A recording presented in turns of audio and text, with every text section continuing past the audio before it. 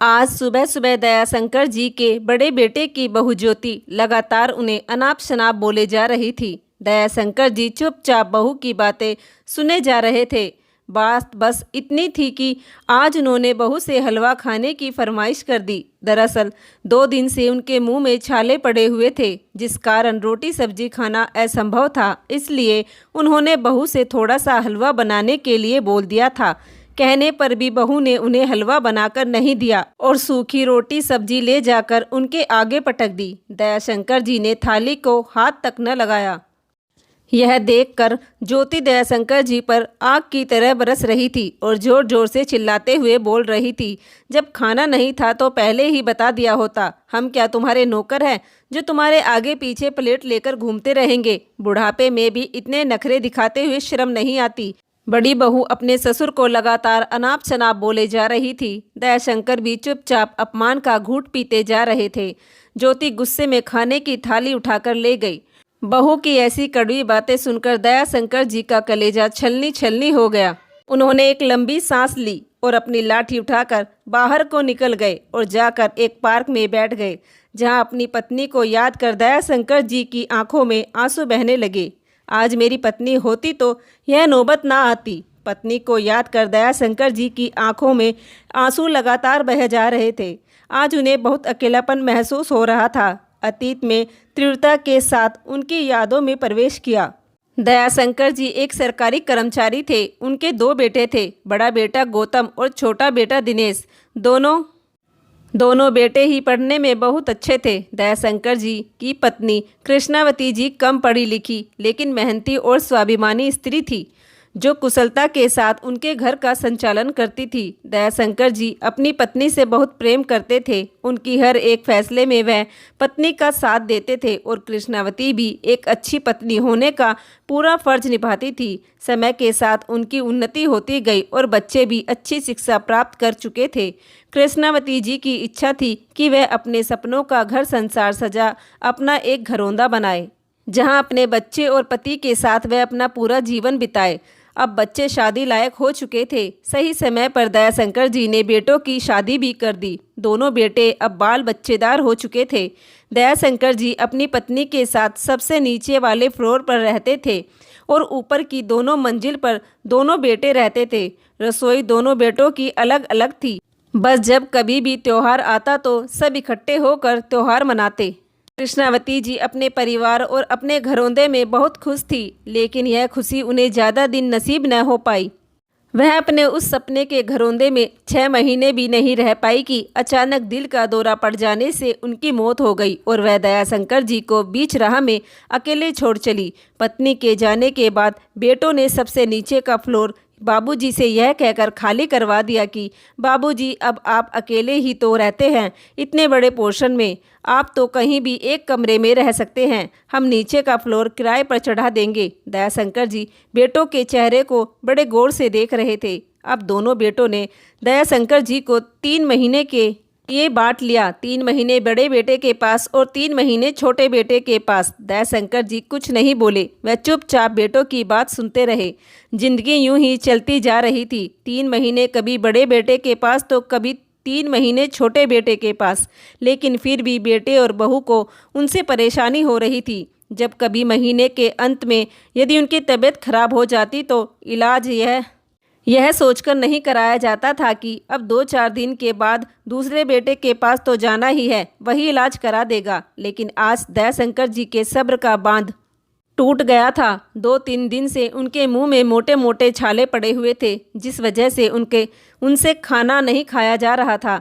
जब उन्होंने छोटी बहू से खिचड़ी बनाने के लिए कहा तो वह चिनचिनाते हुए बोली, बाबूजी, आपको तो हर समय कुछ न कुछ खाने को चाहिए, मेरे पास अभी टाइम नहीं है, मुझे अपने मायके भी जाना है, इस उम्र में भी खाने की पड़ी है आपको। 2 दिन के बाद आप जेठानी के घर जाओगे, वहीं अपनी फरमाइश पूरी कर लेना। और दयाशंकर जी के सब्र का पैमाना छलक गया। आज तक वह अपने बेटे बहू की सब जातियाँ बर्दाश्त कर रहे थे, पर आज तो हद हो गई। आंखें आंसुओं से भर गई उनकी। कृष्णावती जी के जिंदा होते हुए दोनों बहू की मजाल नहीं थी कि उन्हें या दयाशंकर जी को पलटकर जवाब भी दे दे, लेकिन कृष्णावती जी के जाते ही तो बहुओं को तो जैसे पर लग गए। जो बहुएं दयाशंकर जी को बाबूजी बाबूजी कहकर उनके आगे पीछे घूमती थी, अब सास के जाने के बाद उन्हें बुढ़ा कहकर बुलाने लगी थी। जब कृष्णावती थी तो वह बहुओं का सामना कर जाती थी। दयाशंकर जी ससुर होने की वजह से बहुओं को ज़्यादा कुछ नहीं कहते थे, लेकिन अब उन्होंने सोच लिया था कि बेटे और बहू को कैसे सबक सिखाना है। वह चारपाई से उठे और अपने पुराने मित्र अशोक जी के घर चल पड़े। अशोक जी और उनका बचपन का याराना था। दोनों साथ ही पढ़े लिखे थे और घनिष्ठ मित्र भी थे। अशोक जी थोड़े व्यवहारिक बुद्धि वाले व्यक्ति थे। वह दिल से नहीं दिमाग से काम लेते थे। उन्होंने अपने दोस्त दयाशंकर जी को कई बार समझाया था कि घर में बेटे और बहू पर थोड़ा रोब रखा करो। अभी सब कुछ तुम्हारे नाम है। आजकल के बच्चे माँ बाप को बोझ समझते हैं। वे माँ बाप से ज़्यादा उनके पैसे और प्रॉपर्टी से प्यार करते हैं। अगर कभी भी बहू बेटे सर पर बैठने की कोशिश करे तो धमकी दे दिया करो कि किसी को भी हिस्सा नहीं दूंगा। पर दयाशंकर जी को यह बात नामंजूर थी, क्योंकि उन्हें अपने बच्चों पर पूरा विश्वास था। उनका यह भी कहना था कि जब सब कुछ बच्चों का ही है तो ऐसा सोचना किस लिए। लेकिन अब जो उनके साथ हो रहा था उसे देखते हुए वह अपने मन ही मन फैसला ले चुके थे कि अब बेटे और बहू को कैसे सबक सिखाना है। अब वो समय आ ही गया है। अशोक जी ने सलाम मशवरा करके दयाशंकर जी घर आकर पत्नी की तस्वीर के सामने आकर खड़े हो गए, जैसे मन ही मन उनसे विचार विमर्श कर रहे हो। एक दृढ़ निश्चय उनके चेहरे पर आया और वह भूखे पेट ही सो गए। बेटे और बहू ने उनसे खाने के लिए एक बार भी पूछना जरूरी नहीं समझा। उन्हें पता था कि उनके दोनों बेटे अपनी पत्नियों के साथ गर्मी की छुट्टियों में बाहर जा रहे हैं। बेटे और बहू खुशी खुशी जाने की तैयारी कर रहे थे, पर किसी को एक बार भी इस भूखे बाप के बारे में ख्याल नहीं था कि वह क्या खाएगा, कैसे रहेगा। दयाशंकर जी ने भी कुछ नहीं कहा। वह भी चुपचाप बैठे सब कुछ देख रहे थे और सही समय की तलाश में थे। वैसे भी उनका मानना था जब बेटे ही अपनी जिम्मेदारियों से पल्ला झाड़ दे तो बहुओं से क्या उम्मीद रखना। वह तो चाहती है कि किसी की भी सेवा न करनी पड़े। वह तो बस पति और बच्चों में ही अपना परिवार देखती है। हिस्सा बंटने लगे तो सबसे पहले आकर खड़ी हो जाएंगी, लेकिन वहीं अपने कर्तव्यों की तरफ से वह आंखें मूंद लेती है। यही सोचते हुए अब वह अपनी योजना को अंतिम रूप देने वाले थे। बेटे और बहू उन्हें घर में अकेला छोड़ घूमने निकल गए।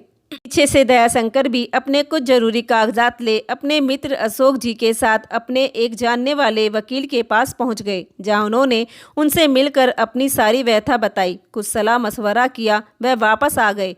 15 दिन बाद जब बेटे और बहुएं खुश होकर घर लौटे तो मेन गेट पर ताला लगा देख दोनों बेटे और बहू बड़बड़ाने लगे, इस बूढ़े का तो घर में मन ही नहीं लगता, बस सारा दिन बाहर ही घूमते रहते हैं। बड़ी बहू छोटी बहू से तंज कसते हुए बोली।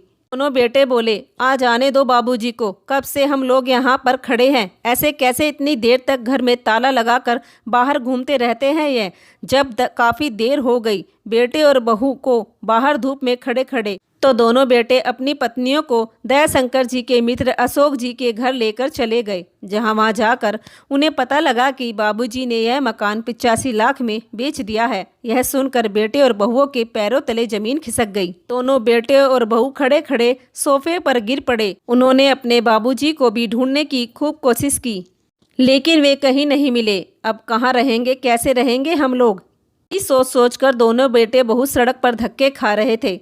दोनों बहू अपने अपने पति को लेकर अपने मायके चली गई। अगले दिन बड़े बेटे के पास अशोक जी का फोन आया और उन्होंने दोनों को अपने पास बुलाया।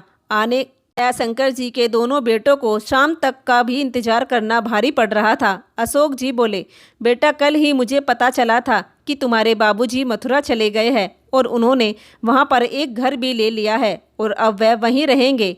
ना सुनते ही बेटों की जुबान पर ताला लग गया। दोनों के दिमाग जैसे बंद हो गए। सोचने समझने की शक्ति ने जैसे साथ ही छोड़ दिया। अशोक जी से उनका पता लेकर दोनों बेटे बहू भागे दौड़े चले गए। दयाशंकर जी बाहर अपने आंगन में ही बैठे हुए थे। दोनों बेटे और बहू जाते ही उन पर हावी हो गए।